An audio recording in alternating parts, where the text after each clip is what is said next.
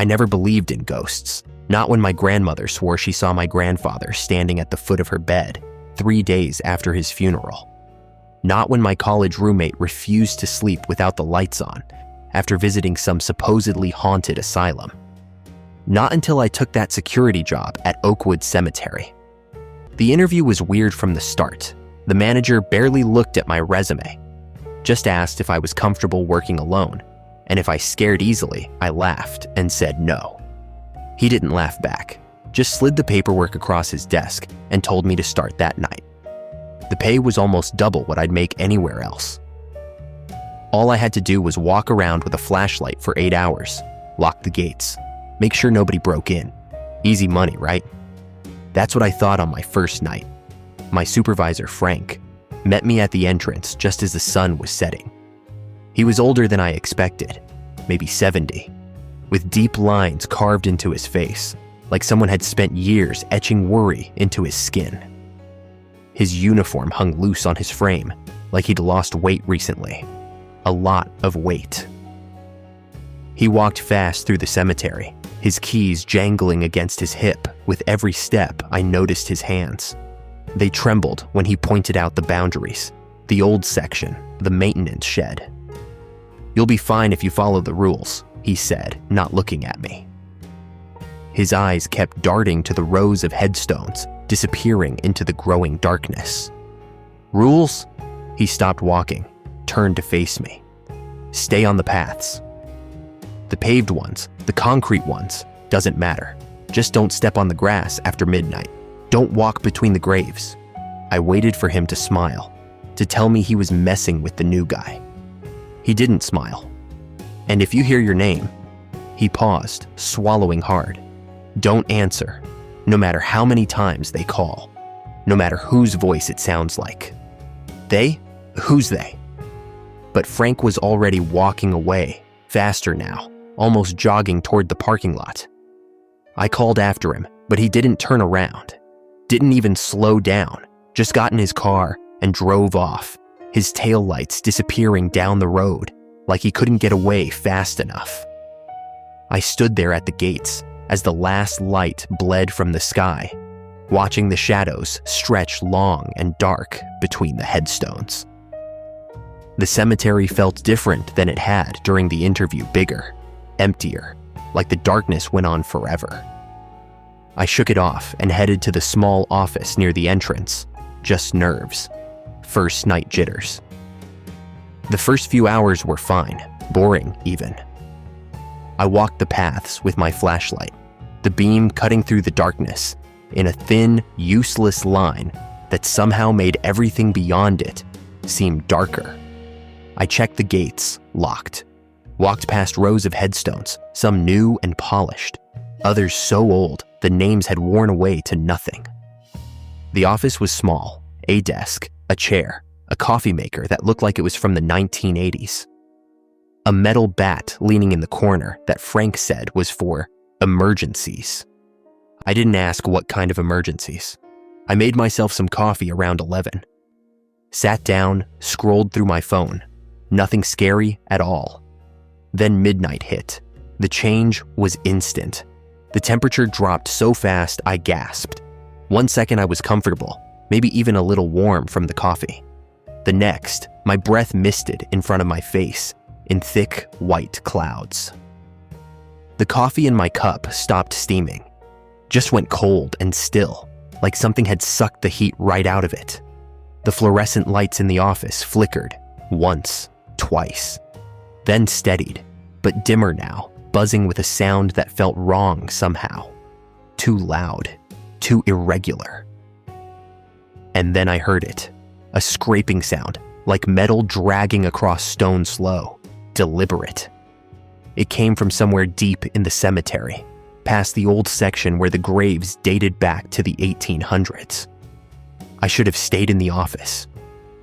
Every instinct told me to lock the door and wait until sunrise, but I grabbed my flashlight and headed toward the sound. Because that's what I was getting paid for, right? To investigate, to make sure everything was secure. The air outside was thick and cold, like walking into a freezer. It smelled wrong, too. Not just the usual cemetery smell of dirt and old flowers. This was something else, something sweet and rotten, like meat left out too long. The scraping got louder as I walked, echoing off the headstones. My flashlight beam jumped from grave to grave. Most of the stones in this section were ancient, crumbling, covered in moss, leaning at odd angles like crooked teeth. The names were worn away on almost all of them. Just smooth stone and dates I could barely read. 1847. 1856. No names, like whoever was buried there had been forgotten completely. The ground felt soft under my feet. Too soft, like it hadn't fully settled, even after 150 years. That's when I saw her. A woman standing between two graves about 30 feet ahead. She wore a white dress that hung on her frame like it was soaked through water, dripped from the hem, darkening the grass around her feet. Her hair was long and black, hanging down her back in thick, wet ropes. She wasn't moving, just standing there with her back to me, facing one of the old headstones. My throat went dry.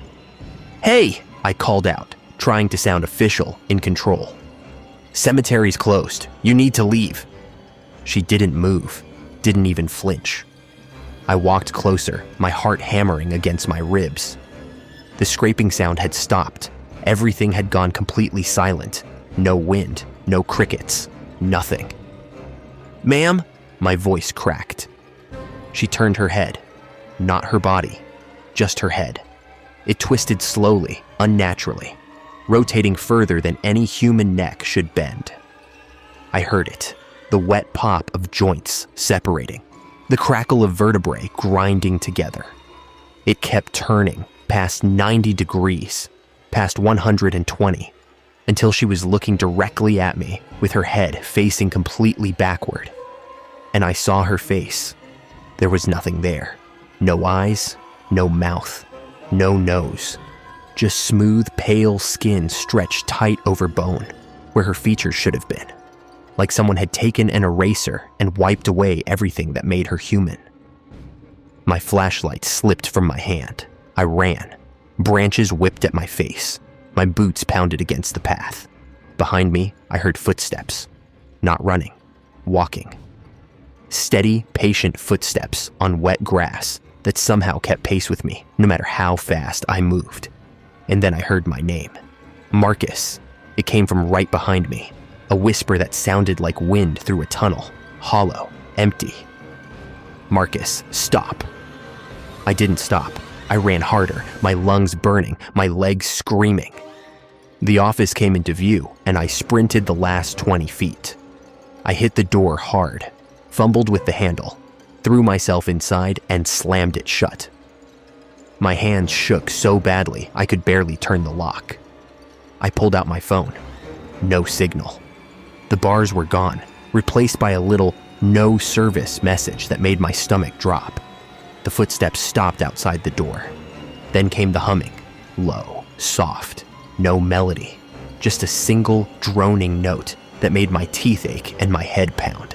And it wasn't just one voice. There were dozens of them, all humming in unison, surrounding the office. I backed away from the door, turned toward the window.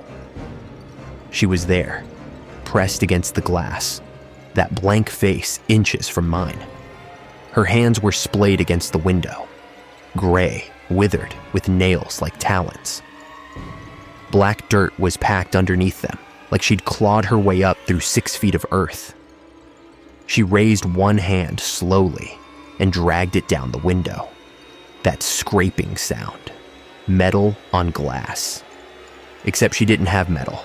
Just those nails, impossibly hard, carving thin lines into the surface. Then she smiled. I don't know how I knew she was smiling. She didn't have a mouth. But the skin on her blank face stretched and pulled, forming something that looked like a smile, but felt like a threat. "Marcus," she whispered, her voice vibrating through the glass. "Marcus, come out. We've been waiting so long." I stumbled backward and grabbed the office phone, pressed it to my ear with shaking hands. Dead. Nothing but silence. The scratching got louder, more insistent. The glass began to crack, thin spiderweb lines spreading out from where her nails dug in. I looked around desperately. The metal bat, Frank's emergency bat. I grabbed it with both hands. The metal was freezing, so cold it burned my palms, but I held on tight. The window shattered, glass exploded inward, raining down on the floor in 1,000 glittering pieces. Cold air rushed in, carrying that sweet rot smell with it. But she didn't climb through. She just stood there in the broken window frame, glass crunching under her feet, and tilted her head to the side. Then she raised one long gray finger and pointed past me, toward the back door. No, no, no, no, no. I turned slowly. They were there, standing in the darkness beyond the back door. 5 or 6 figures in rotting clothes, fabric hanging off them in strips, all with the same smooth, blank faces, all humming that same horrible note. One of them was small, child-sized, wearing a little suit that looked Victorian, the fabric stained and falling apart. It stood perfectly still, head tilted, like it was studying me. They started walking forward, slow, synchronized steps. Water dripped from their clothes, leaving dark, spreading puddles on the ground. "Marcus," they whispered together, their voices overlapping into something that sounded almost like singing, "Marcus, we're so lonely. We've been forgotten for so long." The humming grew louder. My vision blurred at the edges. I had nowhere to go. The woman blocked the front. These things blocked the back. I was trapped in a box with walls closing in. Then I remembered Frank's words, "Stay on the paths." I looked down. The office sat directly on the old concrete path. These things were walking through the grass, between the graves, but they stopped right at the edge where grass met concrete, like there was an invisible barrier they couldn't cross. It was insane, but it was all I had. I made my choice. I ran for the front door, yanked it open, and jumped. I sailed past the woman with no face and landed hard on the concrete path. Pain shot through my ankle, but I scrambled to my feet and ran. The woman lunged for me. Her arms stretched out, those gray hands reaching, clawing at the air. But she stopped at the edge of the path like she'd hit a wall. She clawed and scraped at nothing. That blank face tilted up toward the sky, and the sound that came out of her was like nothing I'd ever heard. A scream without a mouth, like wind howling through empty rooms. I didn't wait. I ran down the path toward the main gate, following the concrete exactly. On both sides, the ground began to crack and split. They were rising, dozens of them, crawling up through the earth, dirt falling away from rotted clothes and withered skin, all with those smooth, blank faces all turning toward me. They walked alongside me as I ran, matching my speed perfectly, their heads all swiveling in my direction, all humming, all whispering my name in that hollow, empty voice. "Marcus, Marcus, Marcus." The gate was ahead, 20 feet, 10, 5. I hit it at full speed, grabbed the bars, and pulled myself up. My hands slipped on the cold metal, but I kept climbing, threw myself over the top, and dropped hard on the other side. I looked back. They were all standing at the cemetery fence, dozens of them, standing perfectly still in neat rows, all facing me, all humming, waiting. I ran 3 blocks before I stopped, collapsed against my car, gasping, my whole body shaking. I called Frank. He answered on the first ring, like he'd been sitting by the phone. "You saw them." His voice was flat, tired. What were those things? How did they know my name?" Frank was quiet for a long moment. The forgotten ones. People buried without names, without headstones, without anyone to remember them. They're so desperate to be remembered that they'll take your name, your identity, add it to the cemetery records in place of their own. That's why they called you. They wanted you to answer, to acknowledge them.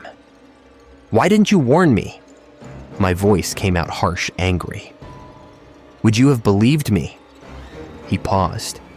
"Every guard has to see them once. The ones who run, who stay on the paths. They survive. The others." He trailed off. "Some of those headstones near the old section, they're newer than they look." I quit the next day. Frank understood. Said I was the 17th guard to quit this year. Sometimes I still dream about it. That blank face pressed against the glass. Those patient footsteps. The way she pointed toward the others, like she was introducing me to a family I never wanted to join. But the worst part? Sometimes, late at night when I'm trying to fall asleep, I still hear them. The humming, low and steady and wrong. And my name, whispered from no direction at all, Marcus. I drive past Oakwood Cemetery sometimes on my way to work. During the day, it looks normal, peaceful. Just old graves and trees and concrete paths winding through the grass. But last week, I saw something that made my blood turn to ice. There was a new headstone in the old section. The stone looked ancient, weathered, covered in moss like it had been there for a century. But the date of death was fresh, from 3 months ago. Right around when the 16th guard quit. Or didn't quit. I never go there at night, and I never will again.